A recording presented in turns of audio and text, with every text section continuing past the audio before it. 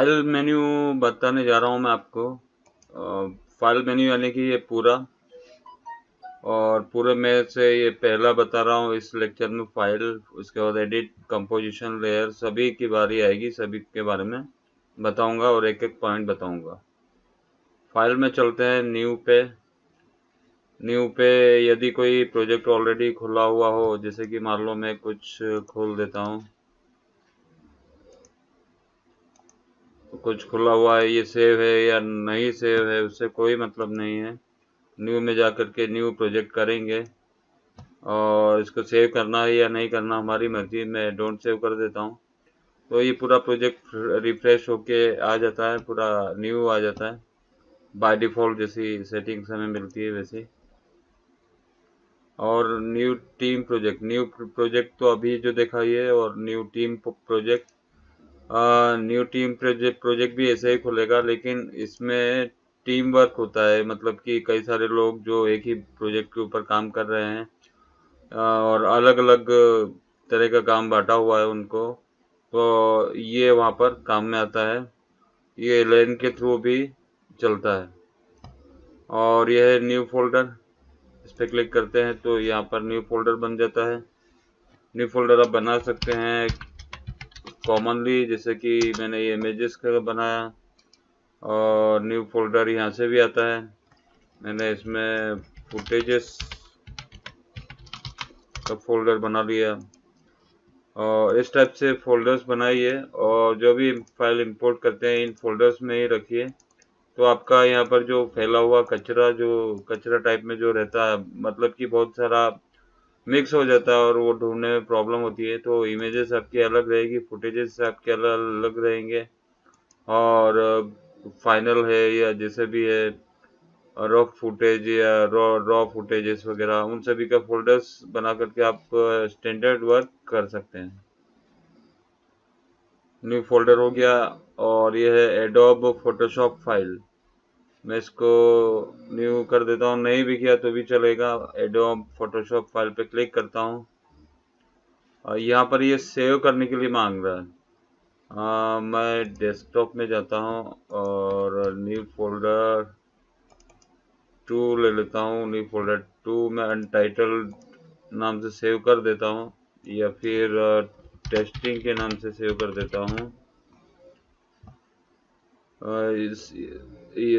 फिर से दोहरा रहा हूँ कि मैं फाइल में गया, वहाँ पर मैंने फोटोशॉप फाइल किया, इसको मैंने टेस्टिंग के नाम से सेव कर रहा हूँ, और ये फॉर्मेट भी फोटोशॉप का है, ये सेव कर रहा हूँ। मैं गया था फाइल में, न्यू में, एडोब फोटोशॉप फाइल। अब देखते हैं फोटोशॉप ओपन होगा। ये फोटोशॉप ओपन हो गया है, और फाइल साइज भी वही है जो हमारे कंपोजिशन की साइज थी। इसमें मैं कुछ भी बना लेता हूँ, अपना कोई प्रोजेक्ट बना लेता हूँ इसमें, और उसको सेट कर लेता हूँ अपने हिसाब से। न्यू लेयर ले लेता हूँ,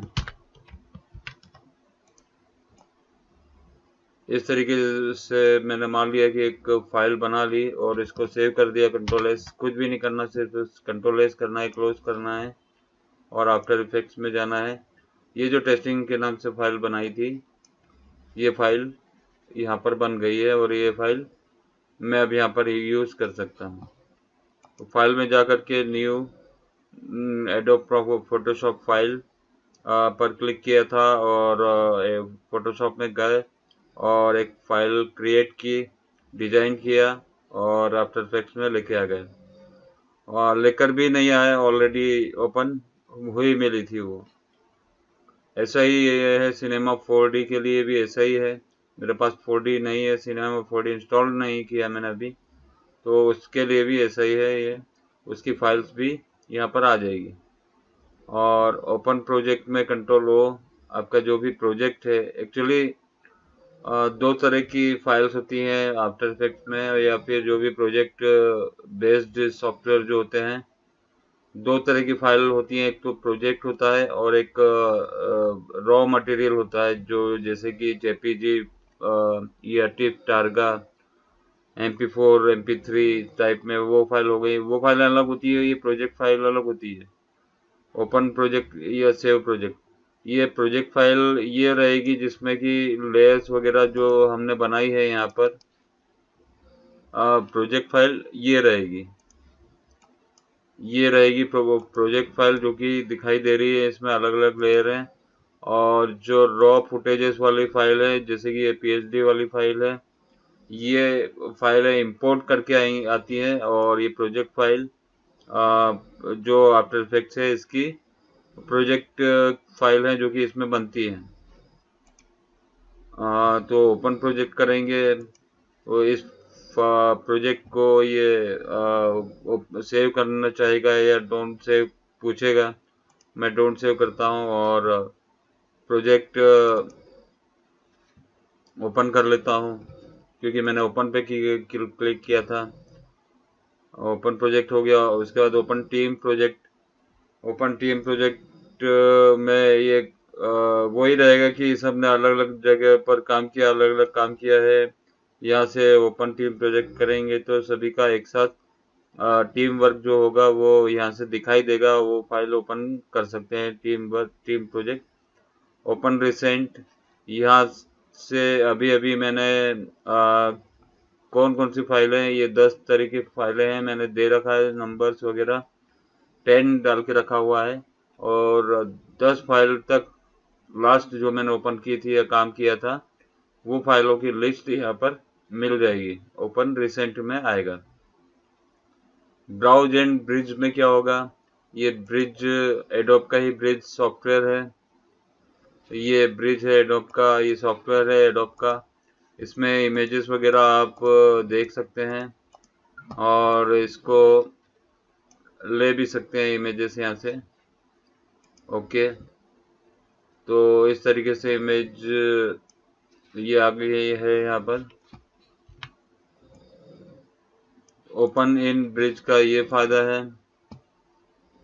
और क्लोज करेंगे तो कंट्रोल W, इसका मतलब ये है कि फाइल बिना सेव किए, जो प्रोजेक्ट था बिना सेव किए वो क्लोज हो जाएगा। हमने सेव नहीं किया था, फिर से बता देता हूँ मैं। एक कंपोजिशन लेता हूँ यहाँ से, ओके करता हूँ और एक न्यू सॉलिड बना दिया। और मेरा मन किया कि नहीं, मुझे ये नहीं करना था, इसमें मुझे कुछ और करना था।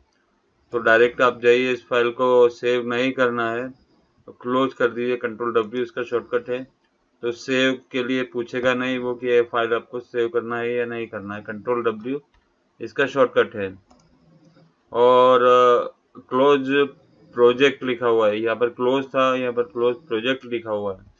तो आपका जो प्रोजेक्ट बना हुआ है ऑलरेडी, तो इसके लिए पूछेगा कि इस फाइल को सेव करना है या नहीं करना। क्लोज प्रोजेक्ट में क्लिक करता हूँ तो ये यहाँ पर पूछ रहा है कि मैं प्रोजेक्ट को सेव करूँ या ना करूँ। और इसके बाद आता है सेव, कंट्रोल S, ये फाइल सेव हो जाएगी। डायरेक्टरी मांगेगा कहाँ पर सेव करना है। और सेव एस में मतलब कि ये फाइल तो सेव है ही। मान लिया कि test01 नंबर की फाइल हमने सेव ऑलरेडी कर रखी थी, मुझे दूसरी कॉपी और चाहिए इसकी, मतलब दूसरी और फाइल सेव करना है। मतलब कि मैंने काम कर लिया है इस पर, इतना काम कर लिया है, इतना, अब मुझे इसके आगे से काम करना है, वो मैं सेव करने वाला हूँ। तो सेव एस करेंगे। सेव करने पर तो ये फाइल एक ही फाइल के ऊपर ओवरराइट होती जाएगी, सेव होती जाएगी। और सेव एस करेंगे तो इसके आगे से नई फाइल सेव होगी। सेव अ कॉपी मतलब कि ये जो फाइल है मुझे अपने फोल्डर में तो चाहिए ही चाहिए, और इसकी अगर मैंने कॉपी कर ली, सेव अ कॉपी, तो ये फाइल तो मेरे पास है ही, सेव एक डायरेक्टरी में रखी हुई है, सेव है। और सेव अ कॉपी अगर मैं करता हूँ तो इसकी एक कॉपी अलग ड्राइव में सेव में करके रख सकता हूँ, ताकि इन फ्यूचर में वो वापस से यूज कर सकता हूँ। मान लिया कि मेरा फाइनल वर्क मेरा इतना ही है और मुझे भरोसा है कि हाँ एक काम ये हो गया, इसको मैं सेव कॉपी करके अलग डायरेक्टरी में या अलग फोल्डर में रख सकूँ, तो ये इस हिसाब से ये काम आता है। Save a copy as XML। तो ये XML में तो क्या होता है कि टोटल डेटा होता है, टाइपिंग किया हुआ डेटा होता है, जो भी इमेजेस है वो डेटा में दिखाई देती है। और XML में ओपन करेंगे तो वो XML में फाइल ओपन की हुई दिखाएगा, तो XML मेरे पास है नहीं। Save a copy as CC14 CC13, मेरे पास है CC 2018। तो ये वर्जन पूछ रहा है मुझे कौन से वर्जन में सेव करना है, तो मैं ये कर सकता हूँ। इंक्रीमेंट एंड सेव पर क्लिक करता हूँ तो ये मतलब फाइल को अच्छी तरह से सेव कर लेगा, जिसमें कोई भी एरर ना हो, उस हिसाब से ये इसको सेव कर लेगा।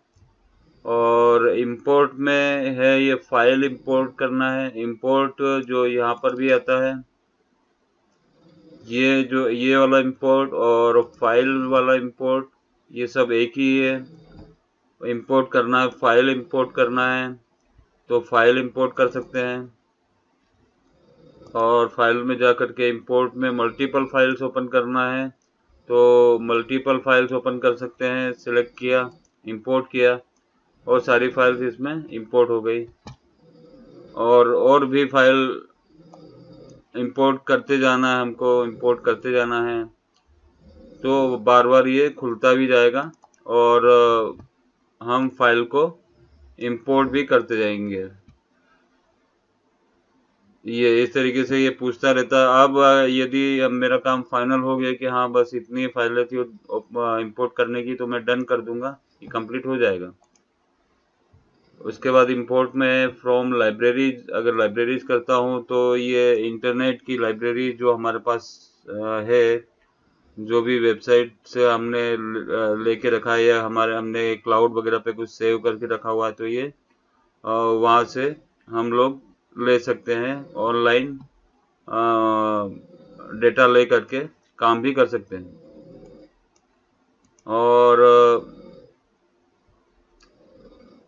एडोब प्रीमियर प्रो प्रोजेक्ट, यदि प्रीमियर का कोई प्रोजेक्ट है उसको इंपोर्ट करना है तो ये कर सकते हैं यहाँ से। आफ्टर इफेक्ट्स का कोई और प्रोजेक्ट है और इसमें शामिल करना चाहते हैं तो शामिल कर सकते हैं। एक ही फाइल के अंदर दो प्रोजेक्ट आफ्टर इफेक्ट्स के आ जाएंगे। वेनिशिंग पॉइंट, इसमें क्या होता है कि 3D एनवायरनमेंट क्रिएट कर सकते हैं। उसके लिए फोटोशॉप का लेटेस्ट वर्जन चाहिए और लेटेस्ट वर्जन मेरे पास नहीं है, लेकिन ये काम अच्छा करता है। अगर आपके पास में CS6 के ऊपर का वर्जन होता है तो आप उसमें ये ट्राई कीजिए।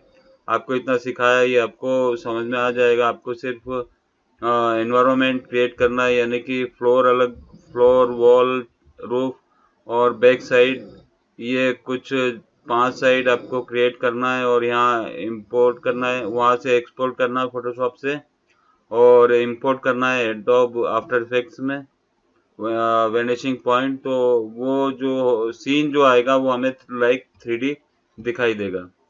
और ये है प्लेस होल्डर। तो प्लेस होल्डर यानी कि हम एक प्रोजेक्ट बना रहे हैं, जैसे कि ये प्रोजेक्ट बना रहे हैं और हमें यहाँ पर एक लोगो डालना है या कोई एलिमेंट डालना है। तो वो एलिमेंट अभी तैयार नहीं है, लेकिन उसका फ्रेम्स हमें पता है कि 550 फ्रेम का वो लोगो है जो यहाँ पर आने वाला है। तो मैं यहाँ पर उसे ओके कर लूँगा और ये इसको मैं यहाँ पर लगा दूंगा और जो भी ये सेट करना है वो मैं यहाँ पर सेट कर दूंगा इसको, जो कि मिसिंग है, ये मिसिंग है और मिसिंग मुझे एंड तक दिखाई देगा जब तक कि मैं इसको रिप्लेस ना कर दूं और मेरा काम होता रहे। मैं इसके भरोसे ना बैठूं कि पहले ये बनेगा फिर मैं ये बनाऊंगा। तो इसे आप छोड़ भी सकते हैं कुछ समय के लिए। जब दूसरे काम से फ्री हो जाएंगे तो आप ये इसके ऊपर काम करके इसको रिप्लेस कर सकते हैं। प्लेस होल्डर उसका नाम है। और ये सॉलिड इंपोर्ट करना, ये यहाँ पर सॉलिड इंपोर्ट हो जाएगा ये प्रोजेक्ट फाइल में। मतलब एक प्लेन फाइल चाहिए होती है हमें। मान लिया कि हमें ये फेड आउट करना है पूरा एंड में जा करके, ब्लैकआउट करना है, पूरा ब्लैक से फेड आउट करना है। तो मैं यहाँ पर एक ब्लैक कलर का वो लूंगा, मैं बता देता हूँ। ब्लैक कलर का सॉलिड लूंगा।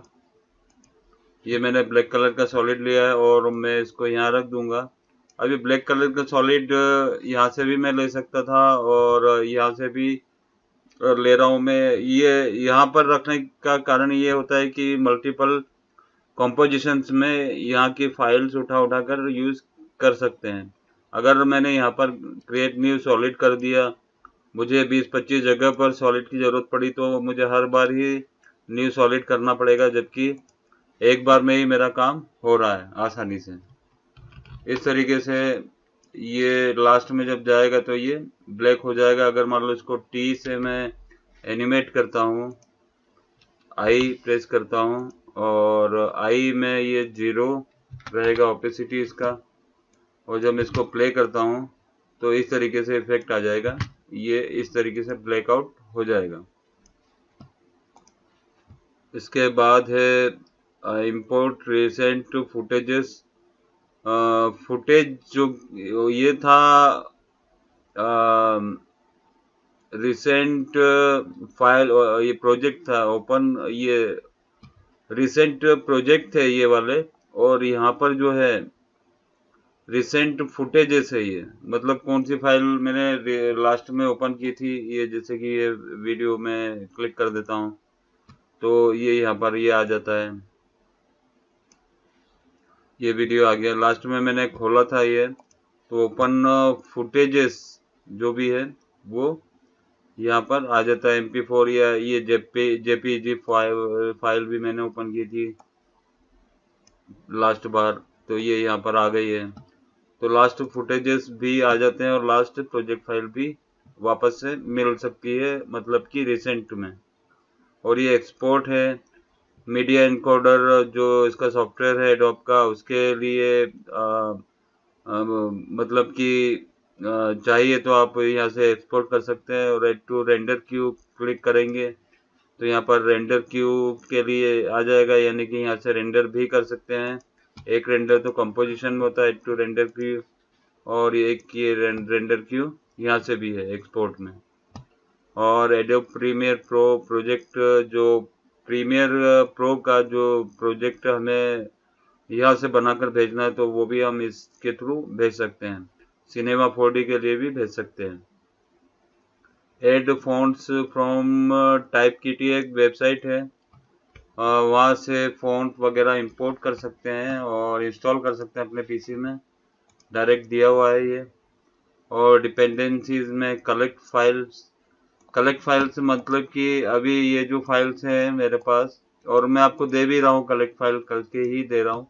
जैसे कि ये फाइल्स मुझे आपको भेजनी है, आप बहुत दूर हैं, मैं भी बहुत दूर हूँ, तो ये फाइल्स ही आपको देना है एज इट इज। इसमें फुटेजेस भी आने चाहिए। अगर मैं आपको सिर्फ प्रोजेक्ट फाइल भेजूंगा तो ये मिसिंग बताएगा, यहाँ पर ये जो जेपेग इमेजेस है, फुटेज है, ये मिसिंग बताएगा। और अगर मैं कलेक्ट फाइल करता हूँ, जैसे कि मैं फिलहाल तो इस फाइल को सेव करना जरूरी है, मैं फाइल को सेव कर देता हूँ, अनटाइटल्ड प्रोजेक्ट 4 सेव कर देता हूँ।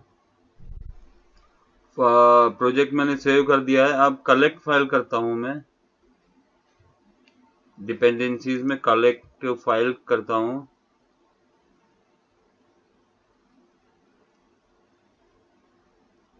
तो ये नया विंडो ये खुलेगा, इसमें कलेक्ट सोर्स फाइल्स ऑल कर दिया, ऑल करना है मुझे, और डायरेक्ट कलेक्ट पे क्लिक करना है। और ये मैं डेस्कटॉप पे डाल देता हूँ या फिर कहीं भी जहाँ पर वो मेरा फोल्डर था, अगर उसमें भी डाला तो भी वो भी सही है। एक न्यू फोल्डर ही बना देता हूँ मैं इसके लिए, न्यू फोल्डर 3, ये सेव कर दिया है मैंने। तो सारी फाइल्स जो हैं वो कलेक्ट हो गई हैं और उनका पाथ भी मिल चुका है। और अब मैं वो फाइल वो फोल्डर ओपन करके आपको दिखाता हूँ। तो इस तरीके से आप यदि आप ऑफिस में काम कर रहे हैं, वही फाइल आपको घर पे ले जाकर के काम करना है, तो ये कलेक्ट फाइल करके आप कर सकते हैं, या किसी और को देना है तो आप कलेक्ट फाइल करके ये दे सकते हैं। से अभी थोड़ा सा टाइम लग रहा है इसमें, ये हो गया है कंप्लीट, क्योंकि इसमें टाइम लगता है और भी मल्टीपल फाइल्स हैं इसमें। अब मैं वो फोल्डर ओपन करके आपको दिखाऊंगा।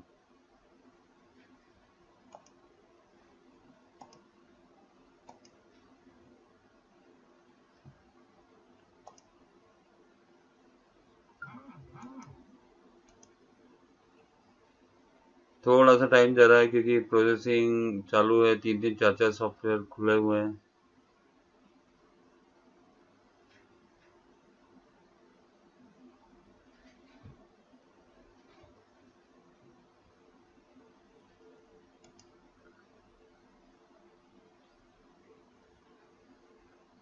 ये जरा क्लोज होने में टाइम ले रहा है।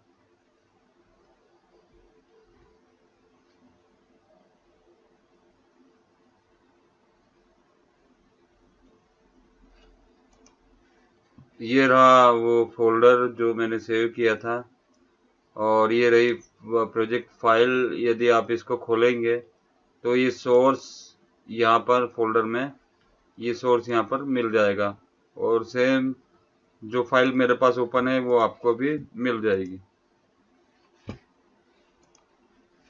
ये फोटोशॉप है, हो सकता है फोटोशॉप की कुछ जरूरत पड़ जाए। अभी ओपन रहने देता हूँ इसको। और इसके बाद क्या आता है,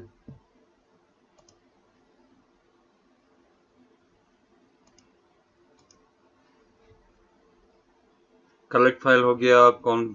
कंसोलिडेट ऑल फुटेज, मतलब कि यदि कोई फुटेज में डुप्लीकेट अगर कोई होता है तो वो एक रिमूव कर देगा। जैसे कि मैं बता देता हूँ आपको,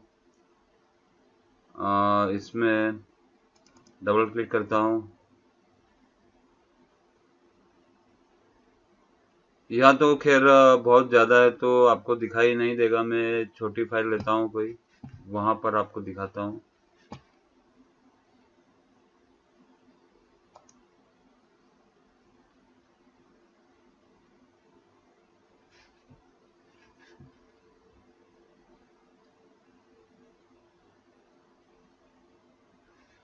इसको बंद कर देता हूँ और फाइल में जाकर के न्यू कर देता हूँ, न्यू कंपोजिशन कर देता हूँ। ओके, और यहाँ डबल क्लिक करता हूँ। कुछ फाइल लेता हूँ मैं इसमें से, जैसे कि ये वाला, और एक ये वाला, और एक ये वाला, 3 लिए हैं मैंने। इंपोर्ट करता हूँ,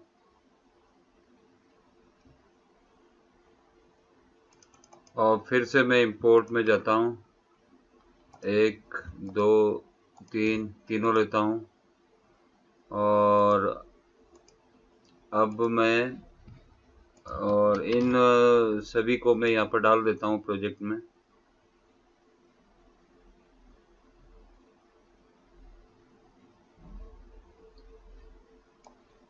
ये comp1 है, वैसे ओपन है यहाँ पर। ये सभी फाइल्स को मैं उठाकर यहाँ पर रख लेता हूँ फिलहाल तो, और फाइल में जा करके डिपेंडेंसीज कंसोलिडेटेड ऑल फुटेजेस, तो अब ये यहाँ पर 3 ही रह गई है। उसमें मैसेज जो आया था, कंट्रोल जेड करता हूँ, मैसेज भी पढ़ लीजिए। ये आफ्टर दैट 3 फुटेजेस और folder items were consolidated, you can undo if you wish. Okay, तो यानी कि 3 फाइल जो मैंने डुप्लीकेट ली थी उनको रिमूव कर दिया है। उसके बाद है रिमूव अनयूज्ड फुटेज। मैं एक फुटेज यहाँ पर इंपोर्ट कर लेता हूँ, ये वाला, जो कि मैंने यहाँ पर काम में नहीं लिया है। ये वाला फुटेज है, ये मैंने काम में नहीं लिया है। और रिमूव अनयूज्ड फुटेज पर क्लिक कर देता हूँ तो वो फुटेज यहाँ से डिलीट हो जाता है ऑटोमेटिकली।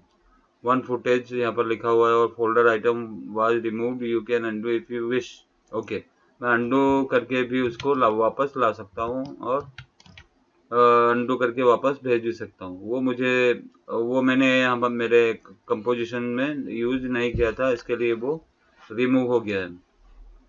इसके बाद है रिड्यूस प्रोजेक्ट। इसमें अगर जो फाइल हिडन है या इसमें भी ध्यान रखता है ये, और इसमें भी ध्यान रखता है कि इसमें जो फाइल काम में नहीं आ रही है, बिल्कुल काम में नहीं आ रही है, तो उसको ये रिमूव कर देगा। और इसके बाद है फाइंड मिसिंग इफेक्ट्स। कई बार ऐसा होता है कि हमने ऑफिस से फाइल घर पर लेकर आए और ऑफिस में इफेक्ट्स वो इंस्टॉल है, घर के पीसी में इंस्टॉल नहीं है, और हमें पता भी नहीं चल पा रहा कि वो इफेक्ट कौन से फोल्डर में, कौन से फाइल में, कौन से फुटेज में डाला था। तो ये यहाँ से फाइंड मिसिंग इफेक्ट्स बता देगा। ऐसे ही फाइंड मिसिंग फॉन्ट बता देगा, फाइंड मिसिंग फुटेज बता देगा, ये फाइंड कर लेगा। और ये है वॉच फोल्डर। सिंपल है, फोल्डर को देखना चाहते हैं आप कि क्या क्या पड़ा हुआ है फोल्डर में, उसके लिए। और ये है स्क्रिप्ट में, जैसे कि ये रेडीमेड स्क्रिप्ट है, ये आप काम में ले भी सकते हैं, डेवलप कर दिया मैंने। ये पहले कुछ सिलेक्ट कर लेता हूँ, जैसे मैंने इसको सिलेक्ट कर लिया है और फाइल में जाता हूँ, स्क्रिप्ट्स में ये डेवलप करता हूँ, तो ये डबल अप हो जाता है। ये मतलब कि इसी का ही डुप्लीकेट ऊपर जाकर के बैठ जाता है, इस तरीके से। तो स्क्रिप्ट है ये, और भी स्क्रिप्ट्स इसमें है। वो स्केल सिलेक्टेड लेयर कितना परसेंट, 200% स्केल करना है, तो ये हो गई स्केल। जो भी फाइल सिलेक्टेड थी वो 200% स्केल हो गई। तो ये था स्क्रिप्ट। और की क्रिएट प्रॉक्सी स्टिल मूवी, ये अगर क्रिएट करना है आपको तो कर सकते हैं। मूवी के लिए ये यहाँ से रेंडर कर सकते हैं मूवी, और अगर स्टिल करना है तो स्टिल भी कर सकते हैं। स्टिल का एक शॉर्टकट मैं बताता हूँ, और स्टिल क्यों काम में आता है, कैसे काम में आता है मैं बताता हूँ आपको। जैसे कि कर्सर आगे पीछे करने से कुछ नहीं हो रहा, लेकिन ये फाइल मेरी खूब ज़्यादा हैवी हो रही है और सिंगल फाइल है, मुझे सिंगल फाइल का ही इस्तेमाल करना है।